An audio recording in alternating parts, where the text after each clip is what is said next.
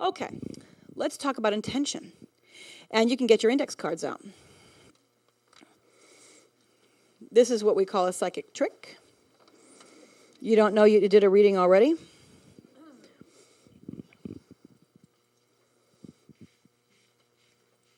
Okay. A lot of people say, how do I get good information? You guys already been doing readings today? No? You haven't done any readings? Okay, well, you do a reading tonight. How do you get good information versus lousy information? When I was a kid, I remember I got into this, I'm 46. I got into this in my 20s. So the first thing a 20-year-old does is go to every psychic in town and try to find out when they're going to get married. Then they want to find out, when's my boyfriend? Well, is he going to have a job? Well, is he going to be straight? Is he going to, be interested in me, or is it going to me and the other girlfriend? How's it going to work? So when you're young, you do stuff like that. And then you go, after a while, you get too many readings, and Spirit says, oh, you're cut off. And then you get some readings, and they say, oh, you're never going to get married. No. You're going to have to work in a food service place or something. And you're going to have to do some other kind of thing with yourself. Maybe, I don't know, but it'll be a while. You'll be like 50 before you do anything you really like. And so you start getting negative information. And there was a psychic in Massachusetts, very famous, very, very successful, unfortunately. But she was really good at putting out really negative information. And I'm sure you've all heard of one wherever you came from. Somebody somewhere was famous for doing it. Now, this poor lady, I believe she died. She's been dead for at least 2 decades. But I have done more damage control from some of these kinds of psychics, because they'll come up and they'll say, well, you're going to be in a car accident. And you know what? You better be careful, because on your 18th birthday, when you go out with your boyfriend, then you're probably going to get pregnant. And it's like, and so what they do is some of these people, I don't know why they do this. It's sort of a useless psychicness. I don't know why people do this. I've spent my life trying to figure these kinds of people out. But I find that their intention, Casey would use the word ideal, is a little messed up. They might be doing it because they want power. They might be doing it because they're mad at their mother and they hate women. I had a psychic around here, and I don't know who it was. I don't remember the person's name, but she didn't like people who were gay. So I had a whole bunch of people who ended up telling their friends, who ended up coming in and getting readings, and they were happy to find out they weren't condemned to the fires of hell because they were gay. All it is in a past life, they were probably the sex that was the opposite.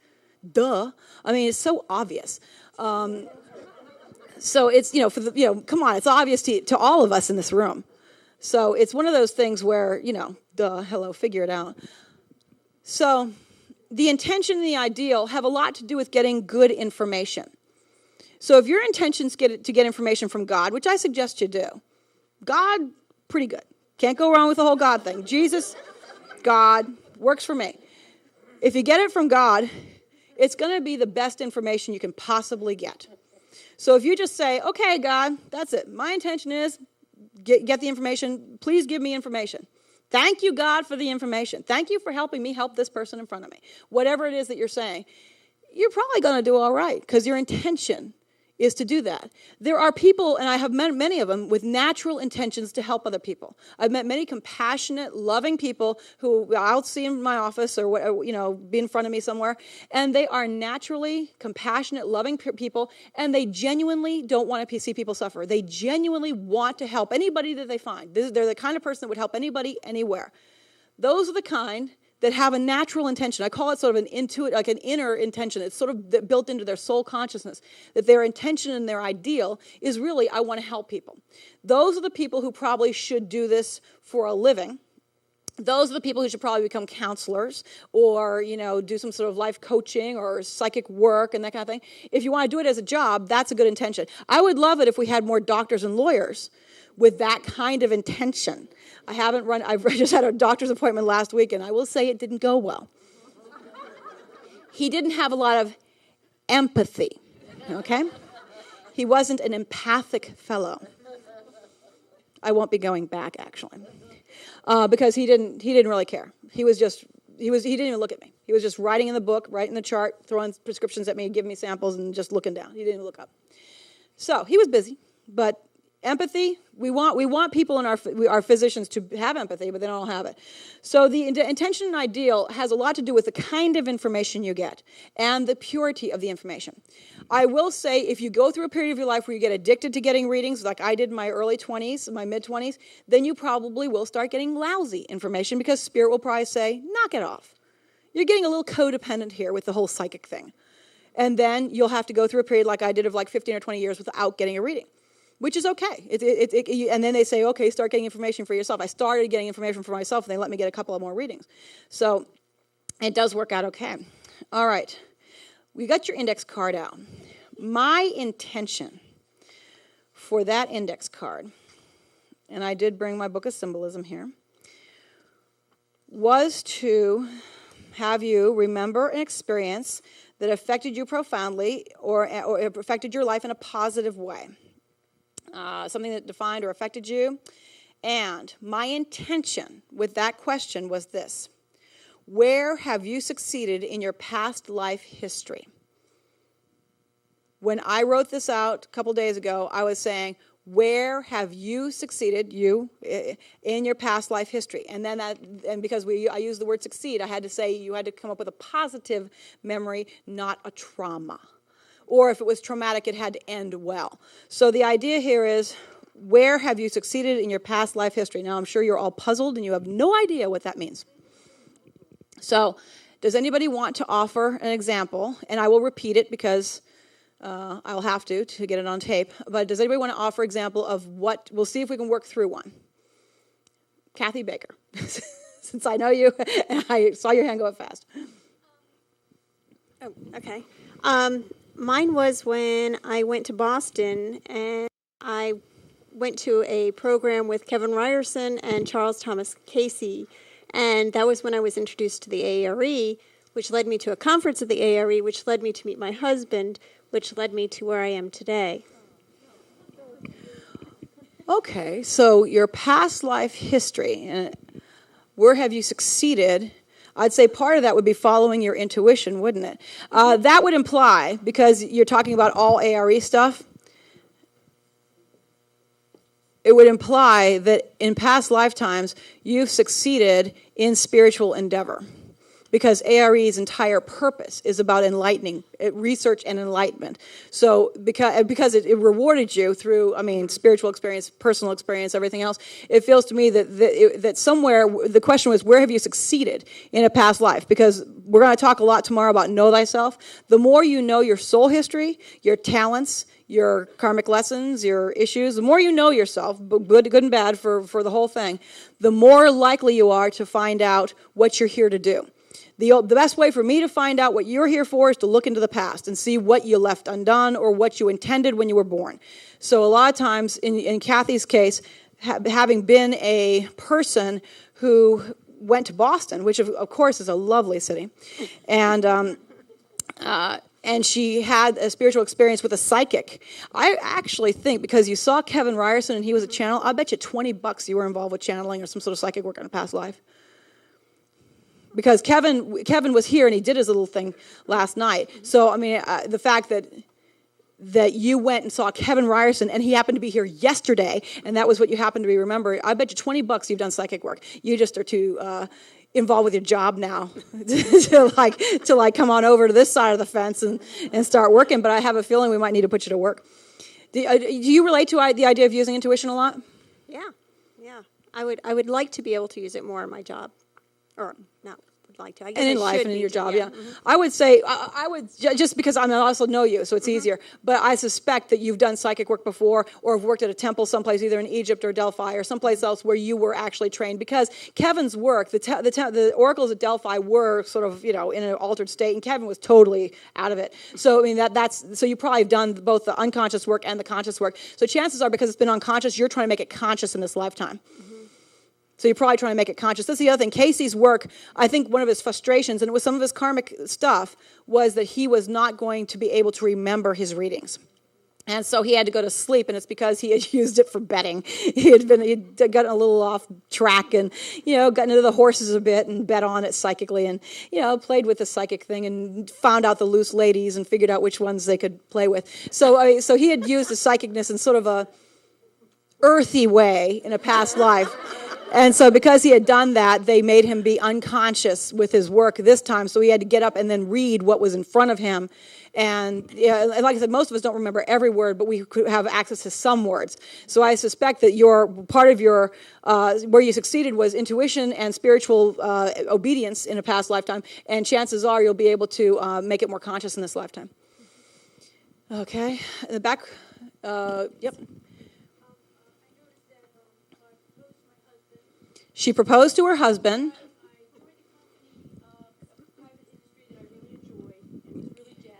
She was jazzed about joining a private industry that was really good. I ran the Berlin Marathon and some subsequent marathons. She ran the Berlin Marathon. How long is that? 26 point some. Wow. Two-thirds a mile. Okay, so she was an athlete in a past life. Let's see. I was president of student council and had a lot of close female friendships, supportive friendships in the private girls' school I went to. And I was born to my mother and dad, who were New Agers. Oh, okay.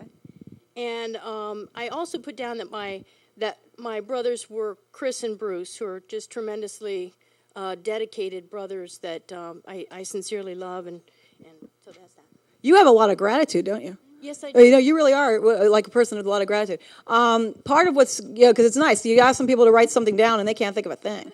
Well, obviously the marathon thing, come on, 26 miles, very impressive.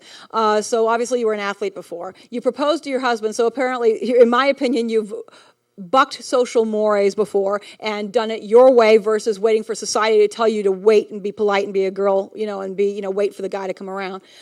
So I think that's a good thing. The other thing is you worked for a company. What does your company do? What was the company that you were working for do?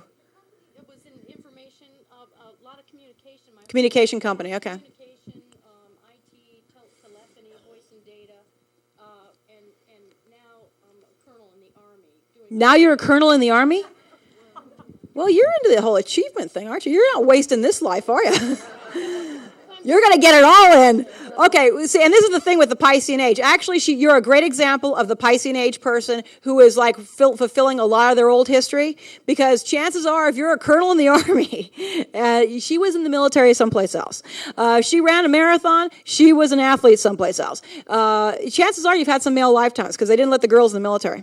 I mean, so you probably had to be a male someplace else. And that may have actually led to your assertiveness that allowed you to do well with your job, which is sometimes females have some issues with assertiveness or get a little passive at times. Obviously, you had the masculine energy to help you work with that. So, she's an excellent example of a person who had a lot of experiences and a lot of gratitude for the experiences, but because she probably lived a lot of lifetimes in the Piscean era, we'll say from the time of Jesus, or even prior to that, and manifested and developed these talents, chances are she has them all to work with in this life. And that's the good thing, is there's nothing you can do that's wasted. Anything that you work on, if you decide you're going to work out and run 2 miles, it's not wasted in this lifetime. It's all going to go into the pile of what is good about you and what you can use eventually. You may not become a master runner, but you might become something, you might become very, very healthy, or you might become very, very astute at taking care of your body. So that's great. But she's a good example of the people who've had a lot of lifetimes and have a lot coming in with them. Most of us do, but a lot of people see more the glass half empty and don't see what the skills really are. Okay, one more. Go ahead. Him. At one time I went to... There's a marathon runner. At one time, it was Labor Day weekend, I went to a folk festival that was about 2.5 to 3 hour drive away from my home. It was an all-day event, and then I got home around 7 o'clock at night, dead tired, and I was debating, should I go take a shower, get my suit out, and get dressed to go to a dance? And it was a heavy decision, and, because very tiring from the whole day's event. And in the end, I said, I'm going to go to this dance. And I met a woman at that dance, and we've never been separated since. She's sitting right next to me. That's really nice. We need more guys like this. Okay, Arthur. Well, obviously you've been together before. Duh.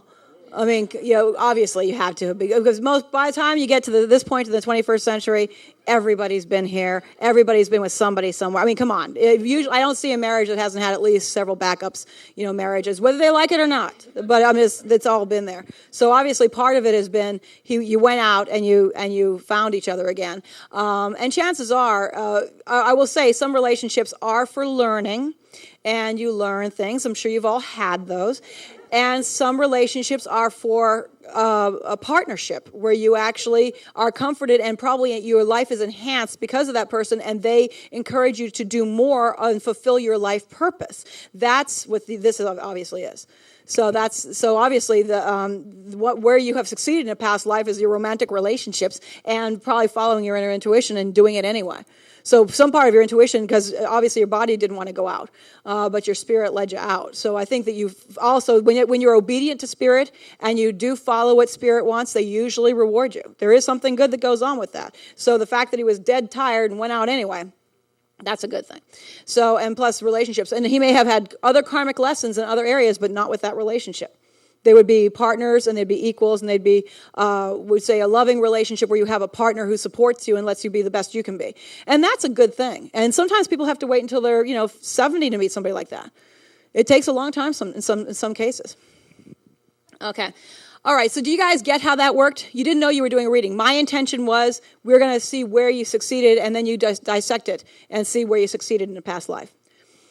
You're going to do another reading.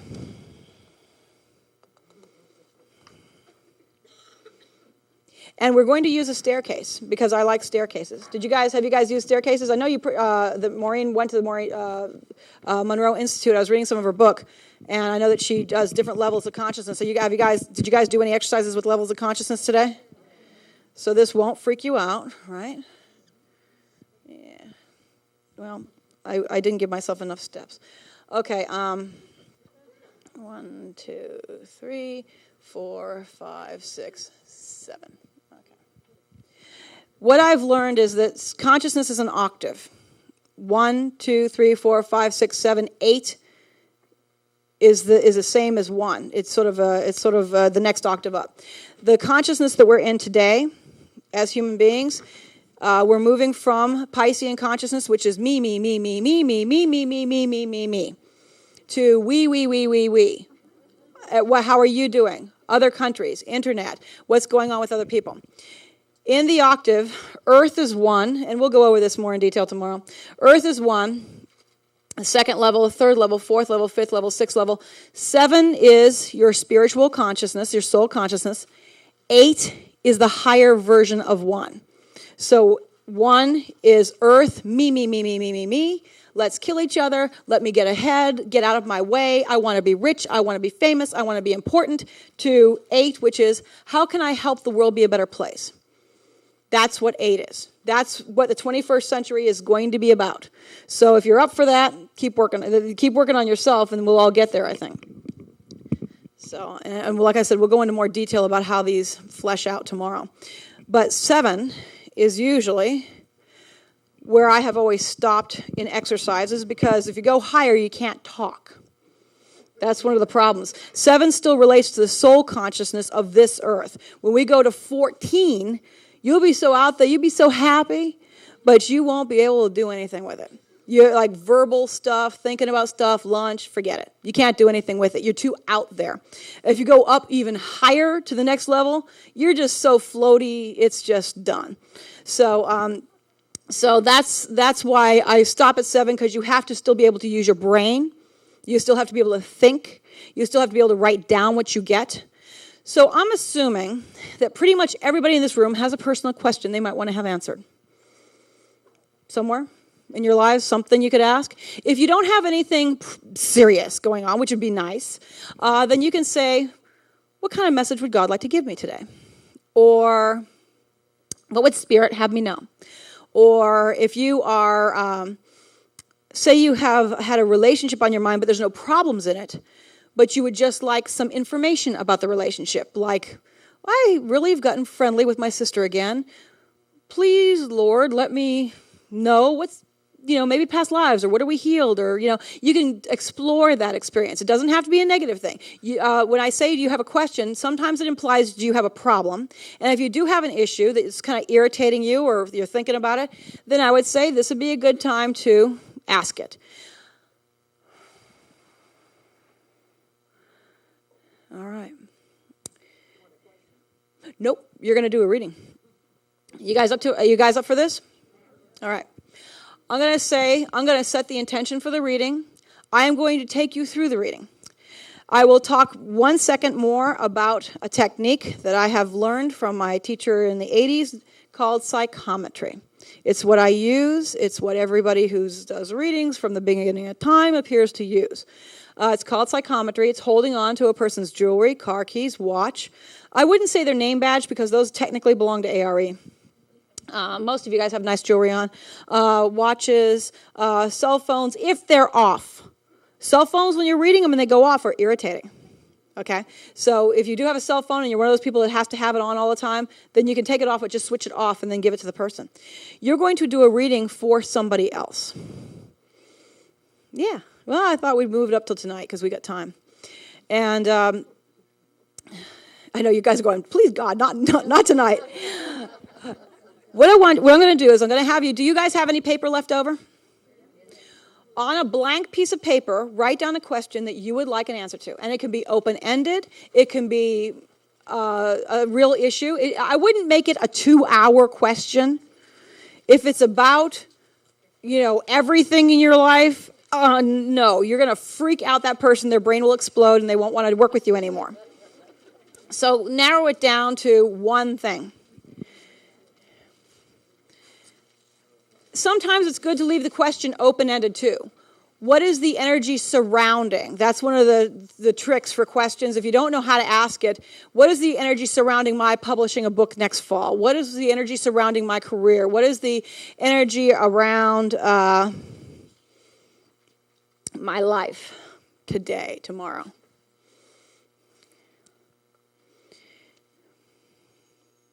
I think you guys have done this enough where you can do it. I mean, you guys are pretty seasoned. None of you guys are new, are you? 1, 2. No, that's this life though. Yeah, this group is pretty seasoned. I wouldn't push into something that's too hard. I really wouldn't. It's going to be really easy, and I'm going to talk you through it. And I'm going to have you, I'll tell you what I'll have you do. I'm going to have you do this technique called psychometry. By the way, people do sometimes get impressions from a ring or a car key or a watch. And it is possible if you go to an antique shop, there'll be some really negative, nasty person that died and their stuff is never selling because nobody ever likes it. And it could be that the vibration of that person is, in fact, on the metal. That does happen. I will tell you the trick behind psychometry, it really isn't about that. Psychometry is giving that person permission to tune into you. That's all it is. So what you're doing is when people give me, that's why people say, well, how come you can't do a reading on the phone if I just call you? It's like, no, you got to send me a picture. You've got to send me a note saying what you want to talk about. And your intention has got to be clean. So basically, if you send this to me, I know you really want to do a reading. And therefore, your soul is opened up to whatever I get and we can work together. So it's all about you giving to the person permission to tap into their higher consciousness. And we will do an exercise where you tap more into your higher consciousness. You will be doing more of that. That will happen. But right now, I think that it's good to try it with somebody else because this is what I find. People will work harder for somebody else than they will for themselves sometimes. And I think that they're more inclined. I will have you guys trade like watch or car keys. Don't let the person keep it. Just borrow the other person's stuff, whether it's their pen, it could be or not the pen they're writing with that moment, hopefully, but something that they have on them. And that gives the person permission to tune in. I am going to take you into, I will have you guys all sit down. You will do the exercise simultaneously. You will all do it at the same time. And I will have you go up the stairs after you don't know the person's question, by the way. You're not going to know the question. And then I'll take you to the higher level. I will take you through meditation where I will have you experience some different things. I'll say you're going to meet your guardian angel. You're going to meet a guardian angel giving you information. You're going to look at a book, and you're going to get a gift. You're going to get 3 different things, and then it's very, very quick. Psychicness is like that. It's very fast. So we will go through it relatively quickly. When we're finished, you will probably write down furiously what you got, and then you will start to interpret the question for the person. And then we'll say you can give yourself A and B title, and whoever's A can go, and then start saying, well, this is what I got. And you won't even know the question. And then, here's the trick. Once you've gotten the information, the person's going to tell you what their question is. And very often, you'll find that it dovetails so beautifully, that it actually works so well, that it's almost amazing sometimes how these things work out. But there really is a kind of a higher thing going on. And usually the partner you get is the perfect partner you're supposed to get. But I will set the intention for the exercise. I will do all the talking. The only thing you need to do is close your eyes, relax, get yourself out of the way for a second, and go for it. Tomorrow we'll do more with your own consciousness, because I think tomorrow you'll be sharper, and tomorrow you're going to need the energy to go through your own consciousness. You've already been working all day today. You've already been up late last night. So my sense is we'll do this for somebody else, because I need you guys to have the energy to push through somebody else right now. This is what I call also acute listening. So I'm going to give you some silent time, which I consider that a communion with the soul. We'll do the same kind of exercise again tomorrow, where you're having a communion with the soul, and you'll have this acute listening where you will actually feel silence. And it may be uncomfortable. And you may say, nothing. And what I will say is I'm going to have already set the intention. We will talk about the intention out loud. We will go through the exercise. I will give you some time. In that time, it will be quiet in this room. In that quiet time, it's okay. And in your consciousness, it's good to say, okay, God, what's in the gift? And they may go, oh, it's rice paper, or it's a fan, or it's whatever it's going to end up being. So let's do this. Let's pick a partner, and it would be good if it's somebody you don't know. If you want it to be somebody you know, I actually don't care. Whatever you people feel like doing, just find a partner right now. I don't want you that uncomfortable with it. You guys. Okay. I'm okay. As long as you're okay.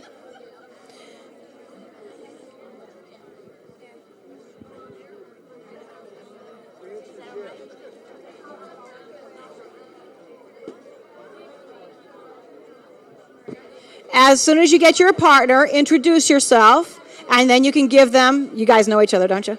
And then give them your watch. Oh, okay. So you didn't come in. Okay, that's fine. You don't know her life then. Yeah, go ahead. You can give her trade jewelry or car keys or watches or pens or cell phones or sunglasses or.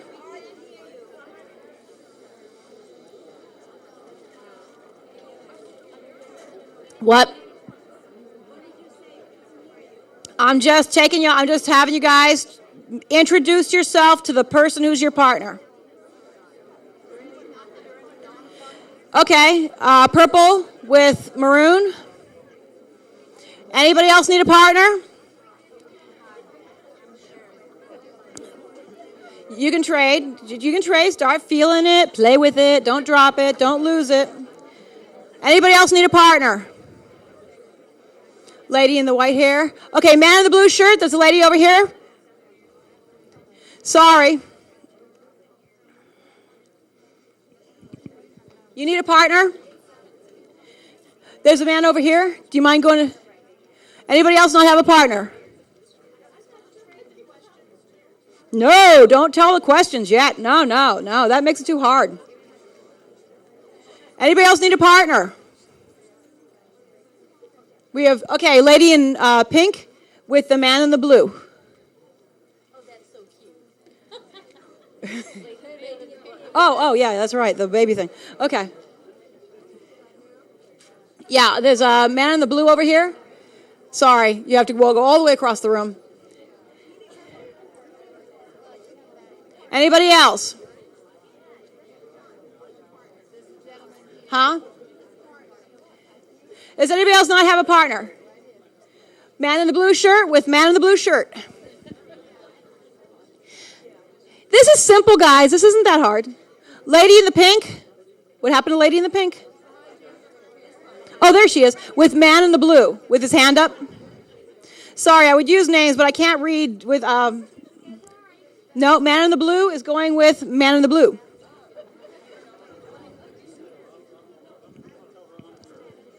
See why I thought we'd just get this out of the way tonight? Okay. All the rest are going to be you tuning into yourself. Yeah. He's going the wrong way, though.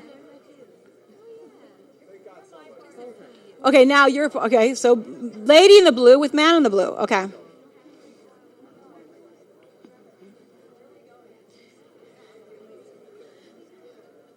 You guys really are looking a little peaked.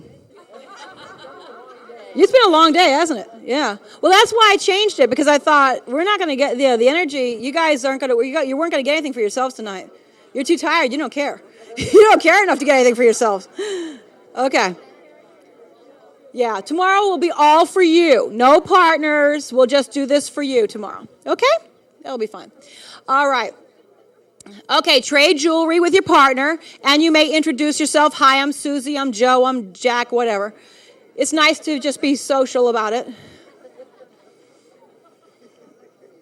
I realize it's an aggravation, and with 300 people in the room, it's a little iffy. Easier to do with like 20. All righty then. I'm going to set my intention for all of us. I would like you all to have introduced yourself to your partner. I would like you to trade jewelry, car keys, whatever it is you happen to have brought with you that you can that belongs to you that your partner can temporarily hold for a moment. I would like you to put your feet flat on the floor if you possibly can. I know I always sit Indian style, but you know these chairs are not Indian style chairs. And it would be good. Don't look at your partner's question, but trade papers. Because I want you to write the answer on their paper. Because if you write the answer on your paper, you're going to go, what's this got to do with the what? So I want you to trade papers.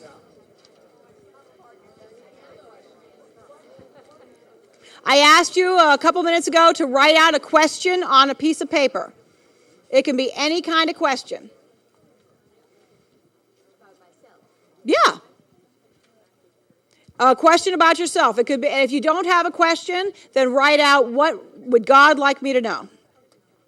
If you absolutely have no agenda of any kind, there's no problems in your life, your finances are fabulous, your weight is fabulous, your career is fabulous, your love life is fabulous, and you've got nothing to ask.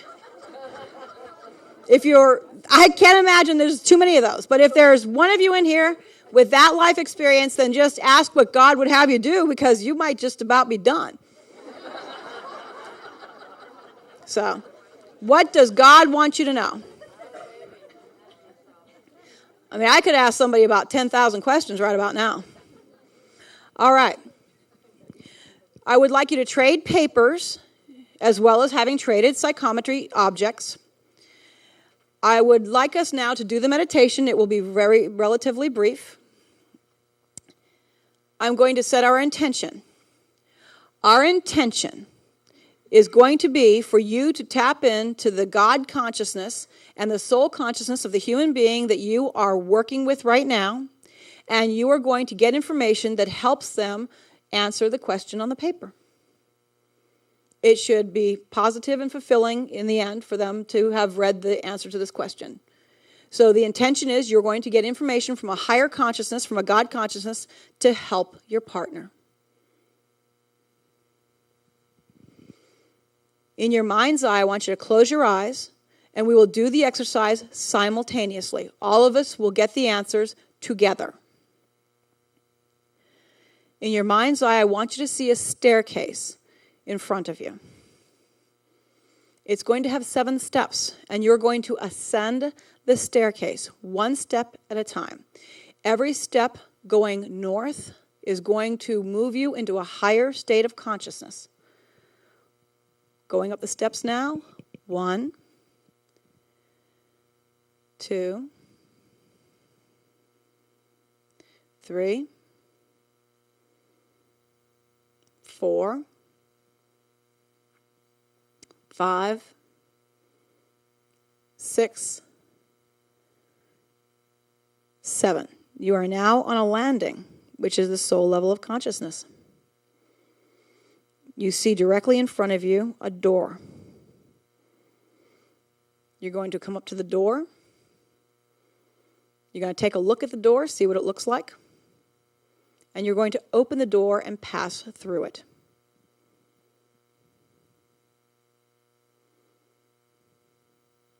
Now that you're on the other side of the doorway, a guardian angel is approaching you. And that guardian angel has a gift for you to give your partner. The guardian angel will now give you that gift.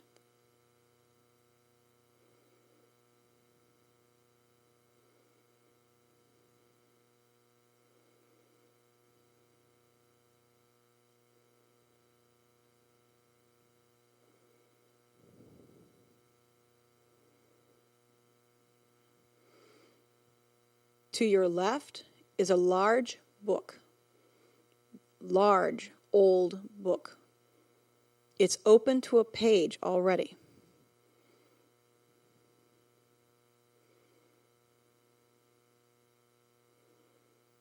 You can approach the book and look down and see what is written or drawn on that page.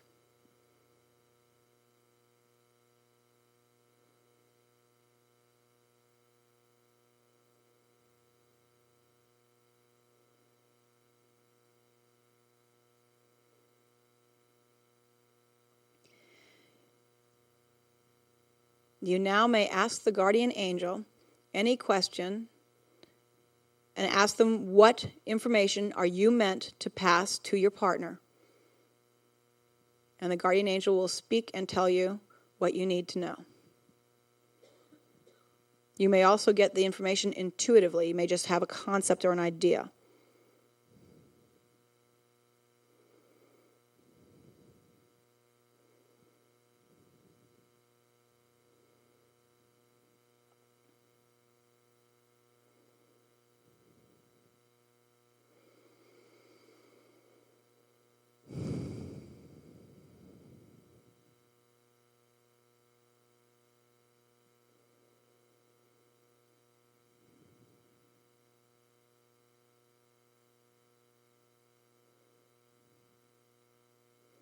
At this point, if there's anything else the angel wants to say, you can ask him for it.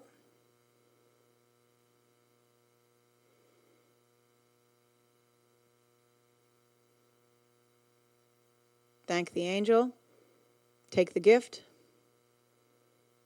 Remember what was in the book, and come back to the door.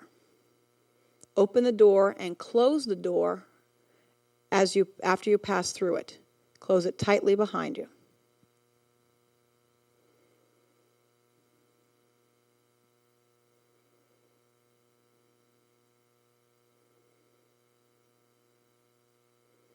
You're now in the hallway, in the corridor. Looking down the stairs, you're going to descend the staircase into normal consciousness. You're on level 7. You're going to go to 6, 5, 4, 3, 2, 1. You're back in this room. It's 8:29 p.m. It's November 10th, 2007. If you did get any information on any one of those 3 things, write it down on your partner's paper.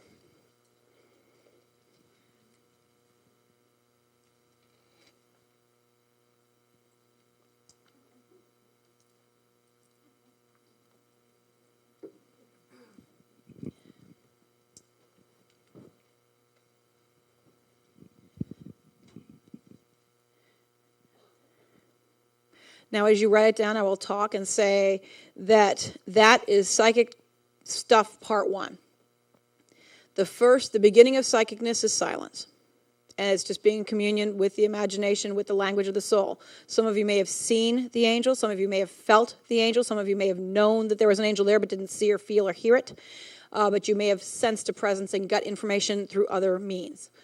It depends on how you receive your intuition, whether you're clairsentient, clairvoyant, clairaudient, or intuitive. So you will have to always be aware and mindful of how you receive information. You may not see anything. You might hear it. You might feel it. You might sense it. You might know it. The other thing I will say about that exercise is that's part one. Part two is going to be when you start talking. And I will say that for some reason, the fifth chakra, the voice, fuels information. So whoever wants to go first can go first, and whoever wants to talk, whoever wants to start talking can say, okay, well, this is what happened. When I went to the angel, I got this, this, and this. This is what I got. This is in the book, and this was the gift. So then the person who asked the question, you can say, well, my question was about my son who's about ready to drop out of high school. And then that's when you start interpreting the information. And that's really where the energy for psychicness is fueled. It's fueled really through the fifth chakra. Because once you start talking about it and you get more information on it, you start to go, yeah, well, that makes sense because then that particular symbol means this, and this is the lost sheep, and this is a shepherd, and da, da, da. So it starts to make sense. And so what happens is you may continue reading it and even getting more information after you start talking. That's really where my readings start. It's not when I'm silent, it's when I start talking. That's when it starts to get fueled. And if the person says something, then it goes even faster. So that's how it actually works. The fuel is the other person. I know they're tired, I know they look wiped out, I know they look like they don't care, but they really do. So that will actually help you get more information. And so let's start with one of you going first, and then what we'll do is we'll take 5 minutes for one to go and 5 minutes for the other to go. And if you guys have a question or a problem in interpreting the information, then you can ask a question. Yes, the man at the back. If you had a vision prior to my saying get a vision, work it. Okay, so if you got something prior to me saying, I just happen to set up a structure for an exercise that's using the imagination. If you happen to be getting stuff already, some of you guys are already professional psychics in here, so you guys already have your own way of doing it. You don't need my exercise. But in this case, if you're already getting something, please include it. Please include it. There's another question over here. Yeah, I think the best way of starting is saying, okay, Susie, I got, and then say what you got, and then Susie will say, well, what was and then you guys both look at the question, and then you both can interpret the information. Chances are it'll fit. It usually does, and I got the symbolism book if it doesn't.